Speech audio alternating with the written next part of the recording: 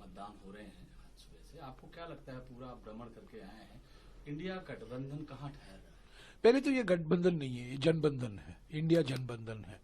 5 चरणों के चुनाव हो चुके हैं, 428 सीटों में चुनाव हो चुका है और कल 25 तारीख को और 58 सीटों में चुनाव होंगे। पहले 2 चरण के बाद ही ये स्पष्ट हो गया था कि दक्षिण भारत में बीजेपी साफ और उत्तर पश्चिम और पूर्वी भारत में बीजेपी हाफ।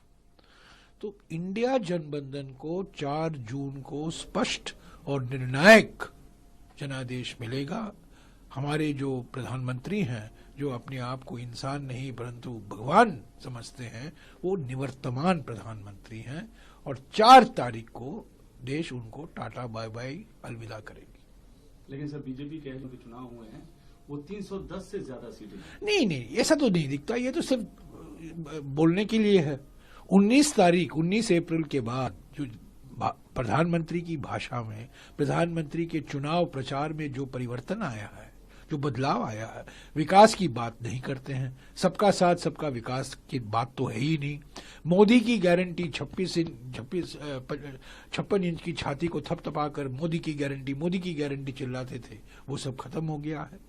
पहले 2 चरणों के बाद सांप्रदायिक रंग दिया जा रहा है प्रधानमंत्री से, निवर्तमान प्रधानमंत्री द्वारा हमारे घोषणा पत्र को। हिंदू मुस्लिम के मुद्दे उठा रहे हैं, बुलडोजर की बात हो रही है, मंदिर की बात हो रही है, सारा का सारी धार्मिक मुद्दों को लाने का प्रयास किया गया है।